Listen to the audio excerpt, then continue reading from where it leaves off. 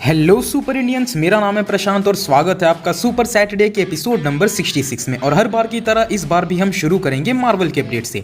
तो सबसे पहली अपडेट है कि डेडलाइन के साथ बात करते वक्त जब जेम्स गन से पूछा गया कि क्या मार्वल और डीसी का क्रॉसओवर हो सकता है, इस पर जेम्स ने कहा कि ऐसा होने के आसार शायद अगले 10 सालों में ही बने। फिलहाल तो ऐसा मुमकिन नहीं है, बट अगले 10 सालों में शायद ऐसा होना मुमकिन हो जाए। यानी कि गाइस, जेम्स की तरफ से भी इनकार नहीं है और हम तो चाहेंगे कि ऐसा कुछ हो। क्या बोलते हो गाइस, कमेंट्स में बताना। अगली अपडेट है कि राइटर्स गिल्ड ऑफ अमेरिका यानी WGA ने स्ट्राइक कर दिया है ताकि फिल्म और मीडिया इंडस्ट्री में राइटर्स की सैलरी या पेमेंट बढ़ाई जाए। अब इस स्ट्राइक के चपेट में MCU का वंडरमैन प्रोजेक्ट भी आ गया है। वंडरमैन को आज तक ऑफिशियल रिलीज डेट नहीं मिला था, बट वहीं इसकी शूटिंग पिछले कुछ महीनों से चल रही है। पर अब बात यह है कि इस स्ट्राइक का वंडरमैन पर क्या असर पड़ेगा वो देखना रहेगा। अगली अपडेट है कि कैप्टन अमेरिका 4 मूवी, जिसे पहले न्यू वर्ल्ड ऑर्डर का टाइटल दिया गया था, वो अब चेंज हो सकता है। फिलहाल तो ये एक इनसाइडर न्यूज़ ही है, बट इसके आसार पहले भी दिए गए थे कि हो सकता है कि कैप्टन अमेरिका 4 का नाम चेंज कर दिया जाए। तो लेट्स सी कि क्या होता है, और अगर नाम चेंज होता है तो फिर नया नाम क्या होगा। अगली अपडेट सीक्रेट इन्वेजन से रिलेटेड है। तो एम्पायर मैगजीन ने सीक्रेट इन्वेजन के रन टाइम को डिस्क्लोज कर दिया है। एम्पायर के अकॉर्डिंग सीक्रेट इन्वेजन 6 घंटे की लंबी होगी, यानी कि सभी एपिसोड्स का रन टाइम जोड़ने के बाद 6 घंटे होंगे, जो कि अच्छी बात है गाइस, बिकॉज इस तरह कैरेक्टर्स को सही टाइम मिल पाएगा एक्सप्लोर करने का। नेक्स्ट अपडेट है कि मार्वल इस साल के अंत में एक बुक रिलीज करेगी जहां वो फाइनली अपने टाइमलाइन को क्लियर करेंगे, जहां हर मूवी और सीरीज के इवेंट को प्लेस किया जाएगा। अब इस बुक के एक प्रीव्यू को रिलीज किया गया है, जहां यह देखा जा सकता है कि falcon and the winter soldier 2024 में सेट थी, और इसी के बाद से अब देखना दिलचस्प होगा कि बाकी मूवीज और सीरीज के इवेंट्स किस टाइम पर प्लेस्ड हैं। अगली खबर है कि एक इंटरव्यू के दौरान जेम्स गन ने बताया कि वो एक्चुअली में पहले एक ग्रूट और रॉकेट की स्पिन ऑफ मूवी बनाने का सोच रहे थे।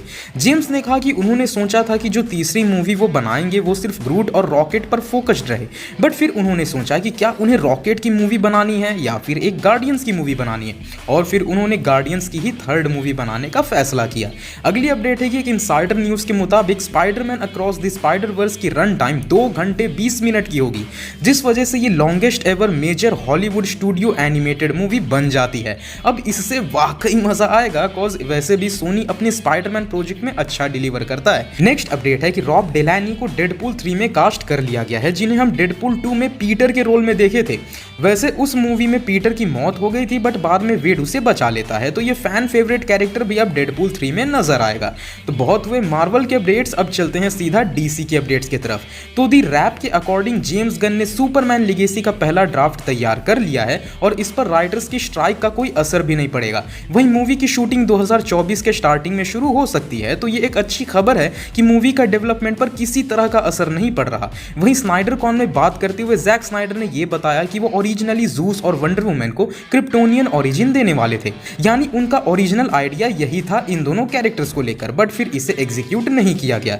वैसे देखा जाए तो ये सही ही हुआ कि इन दोनों कैरेक्टर्स को क्रिप्टोनियन नहीं बनाया गया, वरना इन कैरेक्टर्स की जो ओरिजिनलिटी और हेरिटेज है वो मिट्टी में मिल जाती। वैसे इस चीज पे आप सबका क्या मानना है, कमेंट्स में जरूर बताना। वहीं अपने वेरो अकाउंट पर जैक ने DCEU की ट्रायोलॉजी पर एक और पोस्टर रिलीज किया है, जिसे आप अपने स्क्रीन पर देख सकते हो।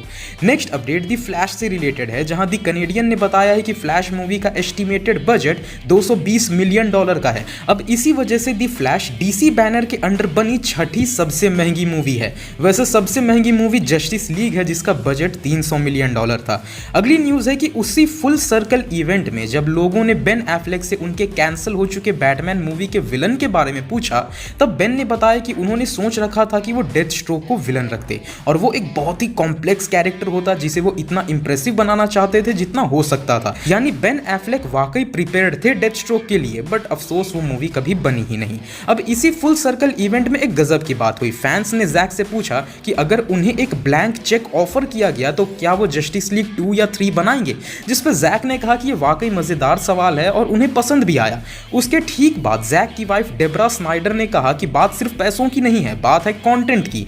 यानी कि उन्होंने क्लियर कर दिया भैया कि ब्लैंक चेक मायने नहीं रखता, कंटेंट मायने रखता है। है। वहीं जैक ने रॉबिन के डेथ पर भी बात की, जहां उन्होंने बताया कि DCEU में जोकर ने रॉबिन को उड़ा दिया था। अब जैक रॉबिन के डेथ पर और बातें बताना चाहते थे, बट फिर वो रुक गए कॉज उन्हें अभी भी ऐसा लगता है कि वो एक पोटेंशियल स्टोरी है जिसे शायद वो इन फ्यूचर बड़े पर्दे पर ला सकते हैं। नाउ लेट्स सी कि क्या होता है। और इस वीक मेजर हॉलीवुड अपडेट्स के नाम पर बस यही है कि ड्यून पार्ट 2 का ट्रेलर आ गया है और इसके कुछ प्रीव्यूज भी सामने आए हैं।